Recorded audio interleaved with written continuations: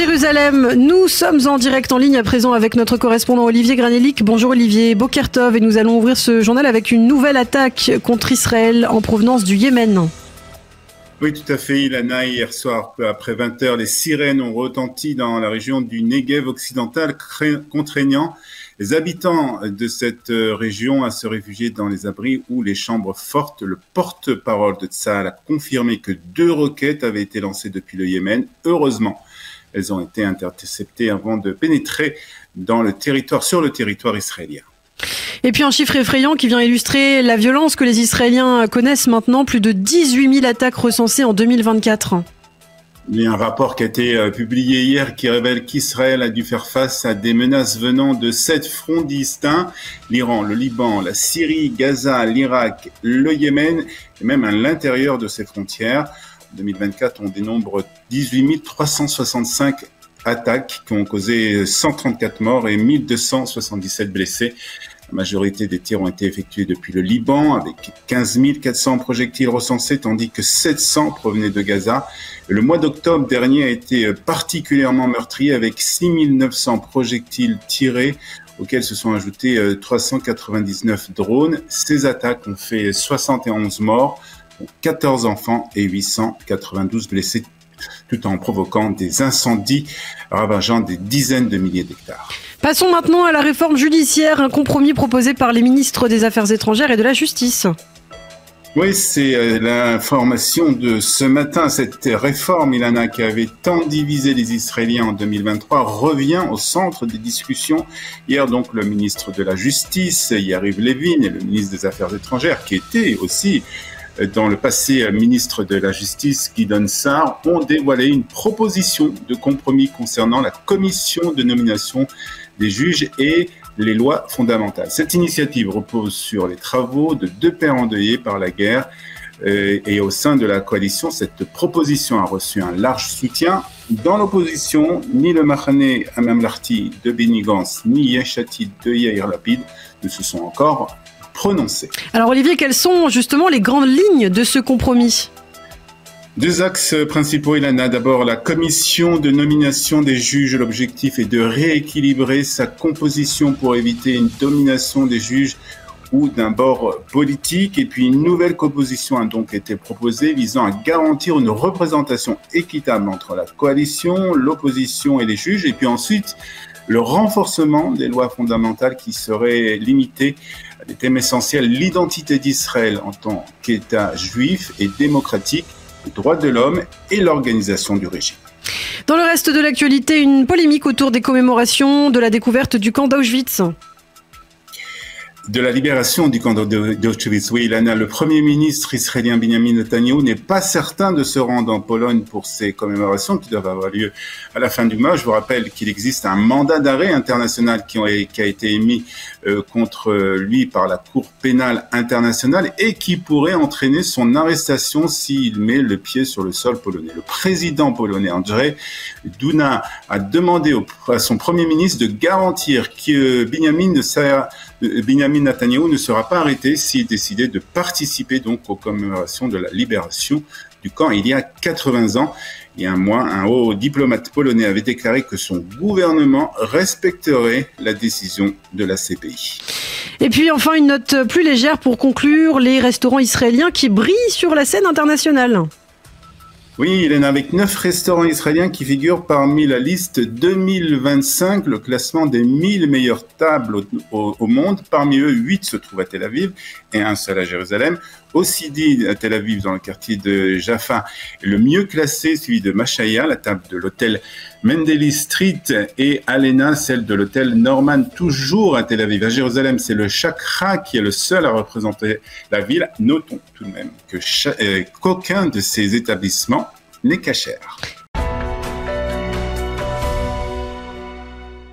Le 7 octobre restera gravé dans la mémoire collective israélienne comme un événement profondément traumatique. Il a touché non seulement ceux qui l'ont vécu directement, mais aussi les soldats engagés sur le terrain et puis plus largement toute la population israélienne. Alors comment reconnaît-on les signes du stress post-traumatique?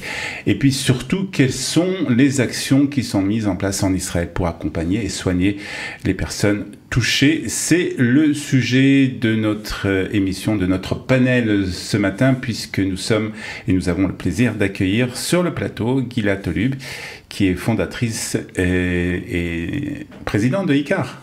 Vous allez dans un instant nous expliquer, Gila, qu'est-ce que c'est cette association ICAR que vous avez créée. Et nous sommes aussi avec Dr Gilles Azoulay, psychiatre. Vous avez été pendant 12 ans psychiatre à l'armée. Donc vous connaissez aussi très bien ce sujet. Et justement, on va commencer avec vous, Dr Azoulay. Est-ce que vous pouvez nous donner, pour qu'on vraiment on sache de quoi on parle, est-ce que vous pouvez nous donner la définition scientifique, médicale, de ce qu'on appelle le stress post-traumatique ? Alors le stress post-traumatique est quelque chose qui est connu depuis très longtemps, puisque déjà Hippocrate en parlait, Charcot a essayé d'introduire ça dans l'hystérie, Freud et Kraepelin essayaient de comprendre dans leur classification où le mettre, mais il a fallu attendre la guerre du Vietnam pour arriver à comprendre de quoi il s'agit. En l'occurrence, il s'agit donc de symptômes psychiatriques, anxieux et dépressifs qui vont apparaître après un épisode traumatique qui met en danger la personne dans son être, qu'elle soit directement victime ou qu'elle soit participant. Par exemple, quelqu'un qui n'a pas été blessé dans un accident peut développer un syndrome post-traumatique. Si vous voulez voir une belle démonstration de ce qu'est un syndrome post-traumatique, regardez le film Rambo, le premier, après ça devient bizarre, et vous voyez très bien cette définition, car il y a en plus un autre symptôme qui est très très spécifique, qui est les modifications du caractère des gens, qui deviennent beaucoup plus durs, beaucoup plus agressifs, beaucoup plus violents, sans même comprendre ce qui leur arrive, et leur sentiment d'incompréhension de la part des autres, qui eux, bien entendu, n'ont pas vécu ça. Alors comment, justement, on parle des manifestations, des signes justement, pour reconnaître un peu, comment reconnaît-on justement une personne qui est post-traumatique ? Est-ce que la personne se dit, voilà, je suis post-traumatique, ou il faut avoir l'avis d'un psychiatre, d'un psychologue ? Comment ça se passe ? Le véritable syndrome post-traumatique n'est pas reconnu par la personne. Il y a déjà des symptômes anxieux et dépressifs qui ne sont pas spécifiques, qui apparaissent après le traumatisme, mais il y a surtout ces symptômes spécifiques qui sont liés au traumatisme, à savoir les flashbacking, c'est-à-dire les gens qui revivent dans la journée le traumatisme qu'ils ont vécu, les rêves qui reviennent, qui parlent de ce traumatisme ou d'événements proches, la notion d'hypervigilance, l'anxiété est une adaptation, est un mécanisme adaptatif de l'homme. Quand vous êtes dans une situation inconnue, une situation que vous ne gérez pas, vous augmentez votre niveau de vigilance. Quelqu'un qui vit un syndrome post-traumatique est toujours hyper vigilant. Le moindre bruit, la personne qui éternue à côté de lui est vécue comme une agression. Ce qu'il faut bien comprendre, c'est que le syndrome post-traumatique n'est pas le fait d'avoir vécu un traumatisme. Ça, c'est une partie du problème. Il y a sans doute aussi des difficultés préexistantes, pas forcément graves, des éléments qui peuvent être compensés. C'est surtout l'idée pour le patient, son vécu, que le traumatisme continue chaque jour. C'est-à-dire que pour lui, chaque jour, il vit le trauma qu'il a vécu. Il est rentré de la guerre, mais il est encore dans la guerre. Madame a été, hélas, violée sur un parking, elle est tous les jours face à ce parking. C'est quelque chose qui ne le quitte pas. Le problème du post-traumatique n'est pas d'avoir vécu un traumatisme, mais c'est de ne pas être capable, psychologiquement, de prendre le traumatisme et de le mettre dans sa mémoire. Quelque chose qui est de l'ordre du passé. Gila, c'est ce que... On va parler de ICAR dans un instant, mais c'est ce que vous vous rendez compte depuis que vous vous occupez un peu de ce sujet, c'est ce que vous voyez sur le terrain ? C'est ça. Et même les expériences scientifiques le montrent que si on met des gens qui ont vécu un trauma dans l'IRM et qu'on leur parle de ce trauma, ils le revivent. C'est les parties du cerveau qui revivent l'expérience qui s'allument et c'est pas la partie de la mémoire. Et en fait, tout le travail qu'on fait avec les gens qui sont en post-trauma, c'est de transformer cette expérience en quelque chose qui part dans la mémoire, et on peut en parler, mais on ne le revit pas à chaque fois, parce qu'imaginez si vous avez une balle, vous avez reçu une balle et que ça ressaigne tous les jours, en fait c'est ça qui se passe. Alors est-ce que, bien sûr on parle plus particulièrement maintenant de ce qui s'est passé le 7 octobre, et est-ce qu'on a une idée de l'ampleur justement du phénomène de stress post-traumatique en Israël après le 7 octobre? Ouais. Alors déjà, pour moi c'est hyper important de rappeler que nous ne sommes pas une nation en post-trauma. C'est ça, parce qu'on a l'impression de dire, voilà, après le 7 octobre, tout le monde est dans cette situation. En fait, non. Parce que c'est comme oui, je suis très content que quelqu'un de non-psychiatre dise cela. C'est fondamental. Parce que il y a une définition très précise, en fait. Exactement. Et en fait, on a tous vécu un événement traumatique.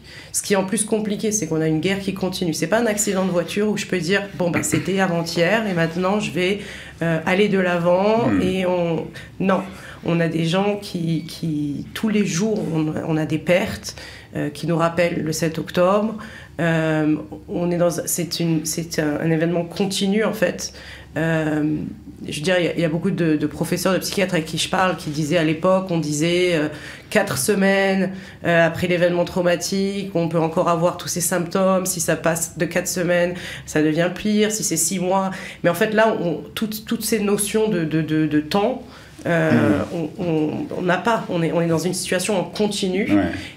Et en fait, donc déjà, on n'est pas tous en post-trauma. On a, tous vécu un événement traumatique. Ça veut dire que beaucoup d'entre nous ont des symptômes de stress, comme le disait... D'anxiété. D'anxiété. Donc, il y en a qui dorment trop, il y en a qui dorment pas assez, il y en a qui mangent trop, il y en a qui mangent pas assez. Mais ces symptômes, en fait, deviennent inquiétants quand on n'arrive plus à fonctionner. C'est-à-dire si on n'arrive plus à aller à l'école, aller au travail. Et c'est à ce moment-là qu'on faut aller demander de l'aide. C'est-à-dire que c'est le signal d'alarme qui doit déclencher le fait d'aller consulter un psychiatre, un psychologue, ou de se dire, voilà, il faut s'occuper de la personne, ou c'est la personne elle-même qui se le dit, ou son entourage. Ou son entourage, exactement. Il faut pousser l'entourage à regarder la personne, à ne pas les traiter comme des gens malades non plus, les pousser à fonctionner. En hébreu on dit les tafked. Il faut et en fait on a vu ça aussi, des gens moi j'ai travaillé juste après que la guerre a commencé. Je travaillais avec les survivants du festival du Nova. J'étais à Chavatronit, c'est une salle de mariage qui avait été transformée en refuge pour être en communauté. Et en fait il y en a beaucoup qui disaient qu'ils aimaient venir parce qu'ils étaient loin de leurs parents, qui les traitaient comme s'ils étaient malades tout le temps, ou que dès qu'on les regardait on se mettait à pleurer, alors que eux, ils se sentaient pas malades forcément. Il y a un survivant du Nova, le 15 octobre, qui dit je suis là, je ne veux pas le stress post-traumatique. J'ai des amis de l'armée qui l'ont eu, c'est horrible. Et c'est pour ça que je suis là. Et on lui dit, bon, tu es venu avec de la famille, des amis? Oui, ok, bien entouré. Est-ce que tu sais que 80% des gens ne développent pas le symptôme post-traumatique, même après... c'est une moyenne, c'est-à-dire que si c'est un viol, c'est différent que si c'est un tsunami. Mais on est des êtres humains très résilients. Surtout, moi j'aime faire la blague sur tous les juifs, quoi. Je veux dire, on est des enfants de survivants. Notre épigénétique est quand même, nous donne cet avantage. Mais dès qu'on lui a dit ça, tous ses épaules se sont relaxées. Et pour moi, le plus surprenant, c'était la deuxième question. C'était, ah bon, mais moi j'ai un billet d'avion pour aller en Thaïlande demain, alors je peux y aller? Et ça, c'est tout un autre débat. Il faut parler à un professionnel à ce moment-là, etc. Mais l'idée, c'était qu'on lui a donné la permission de fonctionner. Tout d'un coup, on lui a dit, tu peux fonctionner, c'est pas grave, tu es bien. Par contre, il y a des gens qui pensent qu'ils sont malades parce qu'ils pleurent beaucoup. Et moi, j'ai dit pleurer en ce moment, c'est une réaction très normale à une situation très anormale. Et donc, du coup, je pense qu'on a beaucoup de travail à faire en éducation, en psychoéducation, pour normaliser et se rendre compte qu'en fait, il y a beaucoup de choses qui sont normales, qui vont passer avec le temps. Alors, le message, c'est quand même de dire... Tout le monde n'est pas en post-traumatique aujourd'hui, après le 7 octobre, mais quand même, ceux qui sont reconnus et qu'ils vont être reconnus par un spécialiste, un psychologue, un psychiatre, qu'est-ce qu'on peut faire pour eux? Quelles sont les thérapies, en fait? Alors Comment déjà, on peut le soigner? il y a plusieurs étapes. La première, c'est comme le dit Guylain, c'est que quand les gens ont vécu un épisode traumatique, il y a tout un débriefing à faire, expliquer aux gens que ce qu'ils ont vécu est naturel, expliquer aux gens que leur réaction aujourd'hui est naturelle, éventuellement même leur dire que la plupart des gens ne développent pas de syndrome post-traumatique. Et aussi éduquer les familles à regarder les changements qui vont apparaître. Une fois que le syndrome post-traumatique est installé, il faut absolument faire en sorte que les personnes retournent vers un fonctionnement normal le plus possible, et pour cela, remettre leur traumatisme dans la mémoire, quelque chose du passé, et non pas continuer à les regarder comme des malades au quotidien. Ça nous pose un problème à nous en tant que professionnels. Quand je donne un médicament anxiolytique à quelqu'un qui meurt d'anxiété à cause d'un syndrome post-traumatique, je lui dis qu'il est malade. Or, je voudrais lui dire justement qu'il va guérir. Mais pour lui, c'est pas forcément simple. Vous comprenez ? Il y a au niveau psychologique 3 techniques aujourd'hui qui sont validées pour les syndromes post-traumatiques. C'est les thérapies comportementales, l'hypnose et le MDR. Vous désensibilisez les gens. C'est-à-dire qu'à un moment donné, oui, c'est vrai, oui, j'ai vécu un événement traumatique. Mais je l'ai vécu, c'est hier, c'est pas aujourd'hui. Le problème, justement, parler des symptômes, les gens vivent au quotidien leur traumatisme. C'était peut-être il y a 10 ans que j'ai été agressé, mais c'est aujourd'hui que je le vis encore. Notre problème, c'est ça, le remettre dans le passé. Alors justement, qu'est-ce qui est fait aujourd'hui en Israël? Est-ce que les institutions, l'armée, le gouvernement, les ministères s'occupent de ça? Et bien sûr, le moment aussi de parler de ICAR, de ce que l'association que vous avez fondée. Ok, alors je vais parler un peu dans les premiers mois de la guerre, c'était très clair qu'il y avait une urgence, qu'il fallait s'occuper de l'immédiat. Mais en fait, il y a des problèmes un peu systémiques dans le pays sur la santé mentale et le trauma. Et en fait, je vais toucher là-dessus parce que pour moi, c'est ça qui crée beaucoup des problèmes. D'abord, on a un écosystème de la santé mentale qui est très éclaté. Jusqu'à 2015, c'est le gouvernement qui s'occupait de la santé mentale, pas encore les coupotrolim. D'accord. Et du coup, le gouvernement devait outsourcer ce travail, sous-traiter le travail à des organisations, en général, des organisations toutes sortes d'associations, en fait. Des associations, exactement. Vous connaissez les Enoch, les Eran, les Natal, etc. Et donc, c'est très fragmenté. C'est pas comme la santé physique, où on a nos 4 coupotrolim, où on a toutes nos données dans un système. D'accord. Et du coup, on ne sait pas vraiment où aller pour recevoir de l'aide. Mais en plus, les données ne se suivent pas. Donc, on peut pas, le suivi de la personne est beaucoup plus difficile. Et vraiment, personne ne sait qui fait quoi, en fait. Donc ça, c'est le premier point. La deuxième chose, c'est qu'on n'a pas vraiment de protocole très clair pour le trauma de masse comme on le vit maintenant en Israël, c'est-à-dire trauma collectif. Donc dans le trauma individuel, Dr Azoulay a mentionné, on a commencé à travailler là-dessus, surtout après le Vietnam. Trauma collectif, on en parle après 9/11, Katrina, etc. Mais on n'a pas énormément. Donc on n'a pas une feuille de route. Comme pendant le Corona, on avait une feuille de route. On savait comment faire une campagne vaccinale. Là, on ne sait pas. Et donc, c'est une question de tous les jours. Et la troisième chose, c'est qu'on est les financements, on est en sous-financement. D'accord. Israël dépense à peu près 4-5% dans la santé mentale, du budget total de la santé. Pour toute la santé mentale, pas seulement pour les post-traumatiques. Voilà, pour toute la santé mentale. Comparez ça à 7% pour les États-Unis ou 10% pour l'Europe. Donc, je ne suis pas en train de dire qu'on doit doubler notre... Mais on doit réfléchir à faire ça de manière...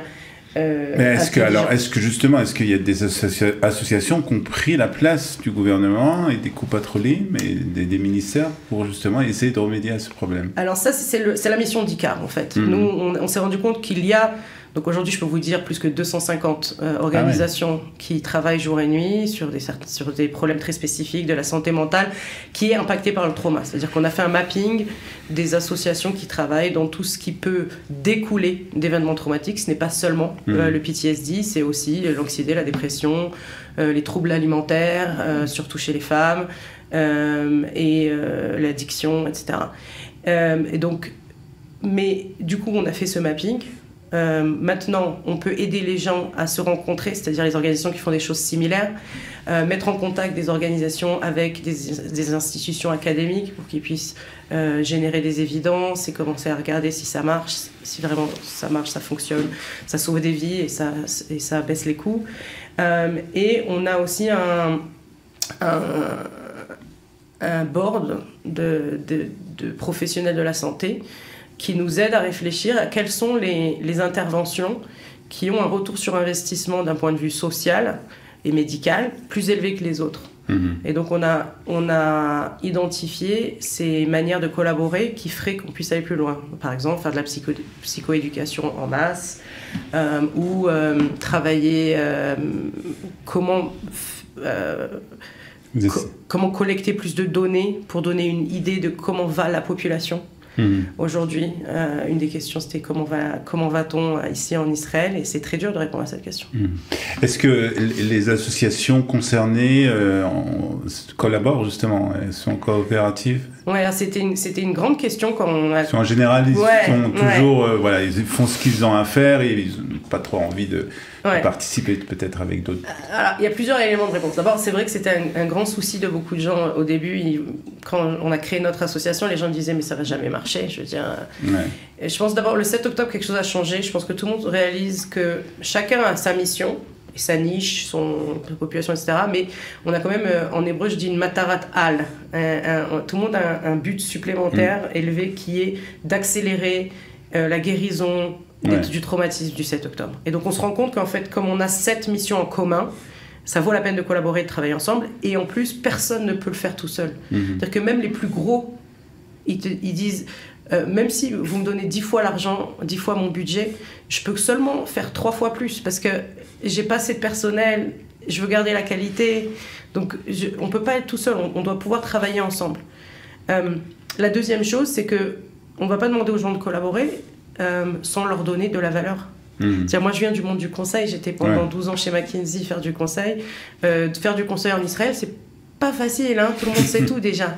Donc, on a l'habitude donc, nous, on vient, il faut qu'on les aide. S'ils voient l'intérêt de travailler avec nous, alors nous, on pourra les aider à travailler ensemble, et c'est ça qu'on fait au jour le jour. Alors, on va terminer bientôt. On va terminer peut-être avec un petit mot, docteur. Vous avez été 12 ans psychiatre à l'armée.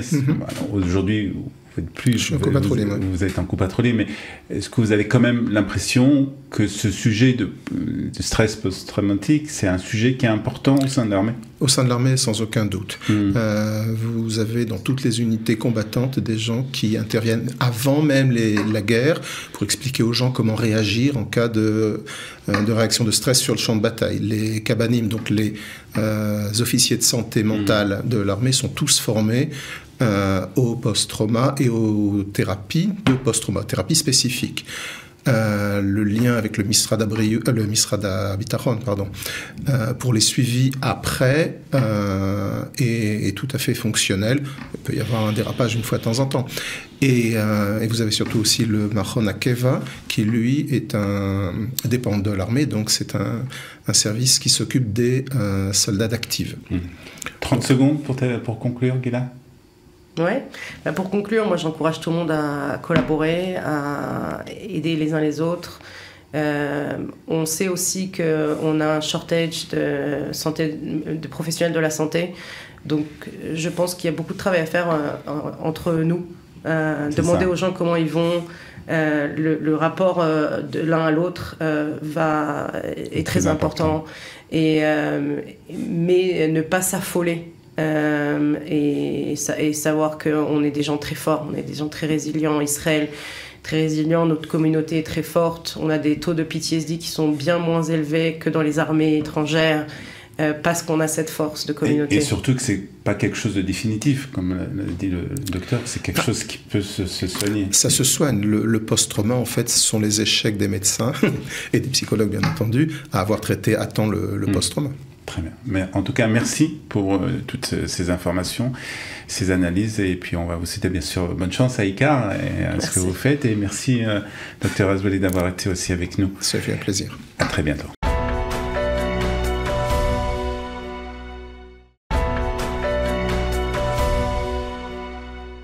Et en Israël, nous retrouvons notre correspondant Olivier Granilic et on va commencer cette revue de la presse, Olivier, avec ce qui domine l'actualité en Israël ce matin, la réforme judiciaire et le compromis proposé par Yariv Levin et Gideon Sa'ar. Oui, tout à fait, Ilana. Les deux ministres ont présenté une proposition visant à réformer le comité de sélection des juges et à légiférer une loi fondamentale sur la législation. Selon le Yediot Ahronot, l'objectif principal est de rééquilibrer les pouvoirs entre la Knesset et la Cour suprême. La proposition prévoit une nouvelle composition du comité, 4 représentants de la coalition, 2 de l'opposition et 3 juges. Cela supprimerait le veto automatique des juges qui était souvent perçu comme donnant un avantage et une certaine orientation politique. Concernant les lois fondamentales, la Cour suprême verrait ses capacités à les invalider, limitées, mais la Knesset serait également restreinte dans leurs adoptions. Cependant, les détails de ces limitations restent encore flous. Et puis, un compromis qui ne fait pas l'unanimité au sein du système judiciaire. Pas vraiment, Ilana, puisque le Haaretz rapporte que plusieurs juges s'y opposent, craignant une politisation du processus de sélection des juges et une atteinte à l'indépendance judiciaire. De plus, le fait que le barreau israélien perde ses 2 représentants au sein du comité suscite aussi des inquiétudes, certains estimant que cela pourrait affaiblir l'influence des professionnels du droit. Mais d'autres voix saluent cette initiative. C'est le cas de Yedidia Stern, le professeur de droit à l'université de Tel Aviv, qui dans le Yediot Ahronot qualifie la proposition de prudente et équilibrée, contrairement aux réformes précédentes de Yariv Levin. Il souligne aussi que la coalition semble abandonner l'approche autoritaire qui avait marqué ses premières tentatives au profit d'un compromis capable de renforcer la stabilité démocratique en Israël. Enrôlement à présent des ultra-orthodoxes dans l'armée, le ministre de la Défense devrait proposer une proposition de loi dès la semaine prochaine. Si on en croit en tout cas Amit Segal de la chaîne 12, le ministre de la Défense prévoit de présenter un projet de loi la semaine prochaine. D'après la chaîne 12, donc, ce texte élaboré avec les partis ultra-orthodoxes vise à recruter 50% des jeunes hommes de 18 ans dans cette communauté, dans la communauté ultra-orthodoxe. Donc, pour atteindre cet objectif, des incitations financières sont prévues. Et que se passe-t-il en cas de non-respect des quotas? Amit Segal rapporte que certaines prestations spécifiques accordées aux ultra-orthodoxes pourraient être retirées. Cela inclut les subventions pour les garderies d'enfants, les avantages fiscaux et les aides au logement. Le projet propose aussi de fixer l'âge d'exemption au service militaire à 26 ans, ciblant ainsi les jeunes donc hommes entre 18 et 22 ans. Et ce matin, Olivier, il est question d'un phénomène inquiétant, les poursuites contre les soldats de Tsahal.